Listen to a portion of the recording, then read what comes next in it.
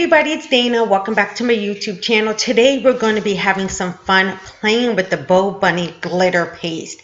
I will tell you, this paste is fantastic. Can you see how hot pink this pink is? It is called Pink Punch, and we're going to use it with picked raspberry distress ink. So I have just a white piece of cardstock right here, and I'm going to add a little bit of adhesive and kind of glue it down or hold it down onto my craft mat.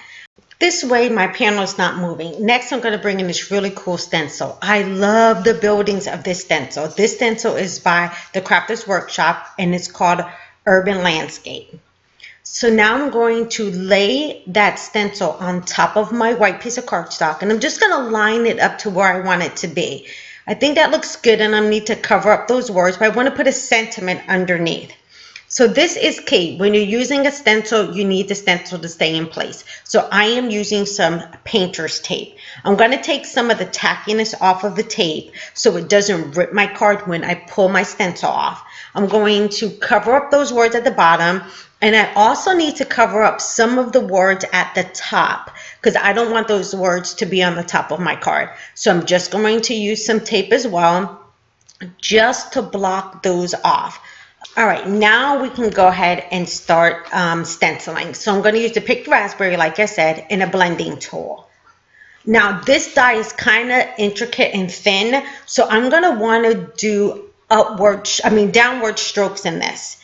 I need to go downward so I don't end up, my stencil rather does not end up lifting up. So I'm going to make sure I'm doing everything in downward strokes for this. Anytime you're working with a die that might be a little bit intricate, you want to start off in one direction of starting to lay down your color, and then you might be able to change into a different direction.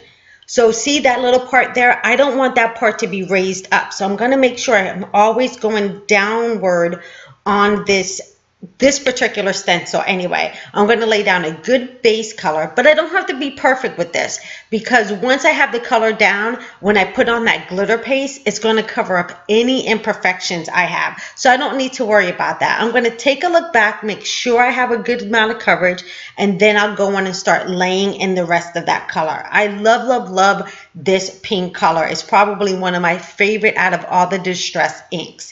While I'm laying this down, I want to give a little shout out to my friend Doyle. He's always with his grandmother watching my videos. So hi Teresa, hi Doyle. All right, now since that's completed, I can go ahead and lift up that stencil. Look how gorgeous that is.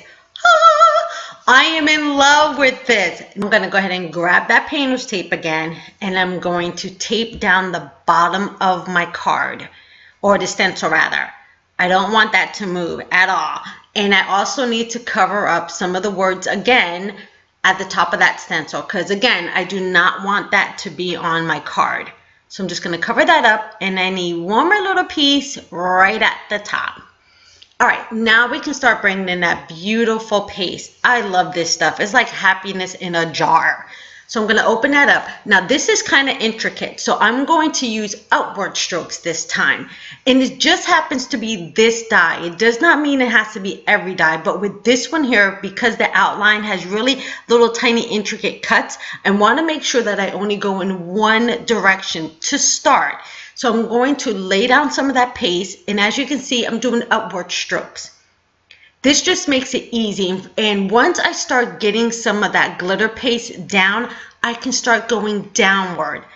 With this die, or stencil rather, once you start putting down the paste, then I find you can kind of start going in a downward motion. But in the beginning, you want to go in just one direction.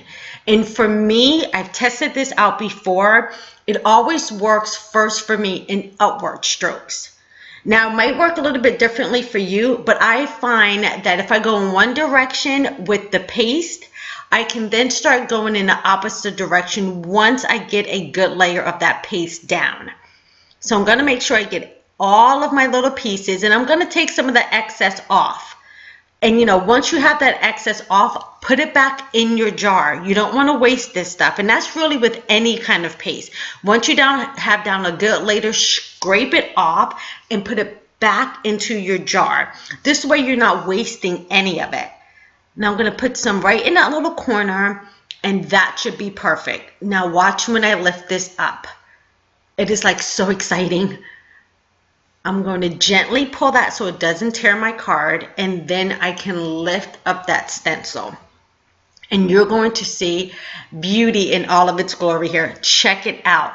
How pretty is that paste? Oh my God. I think I'm in love with this stuff. Now we can go ahead and start finishing up the card.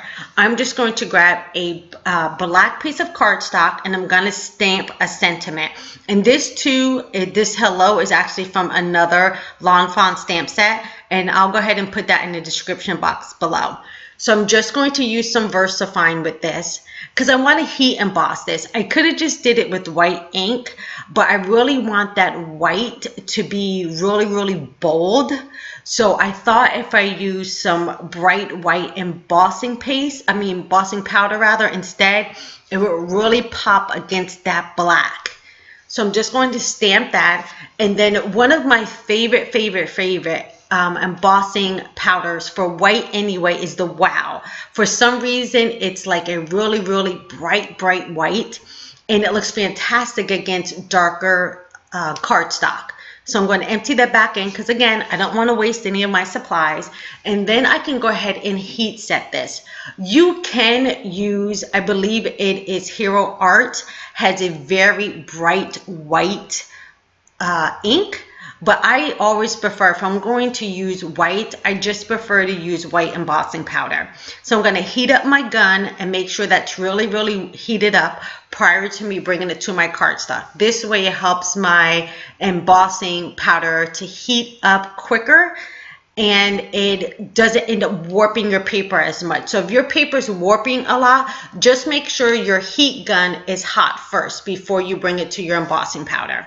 So let me go ahead and pick that up. I really need to cut my nails because they're driving me insane. And I'm also going to trim that down. You see how bright white that hello is? Exactly what I was looking for.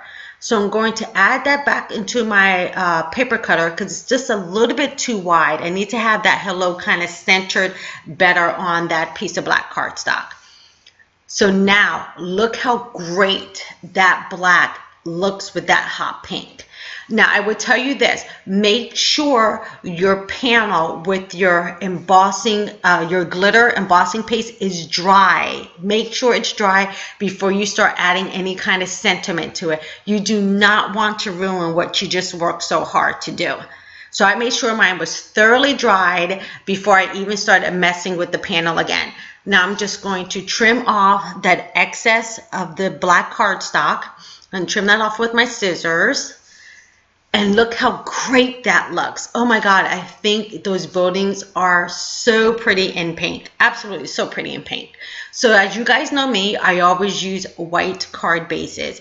That's just my preference. If I'm going to write in a card or somebody ends up purchasing this card from me, I want them to be able to have a clean slate to write. And sometimes when you do it with darker cardstock, it's kind of hard to see your writing. Now all I need to do is center up that card panel, and we are done.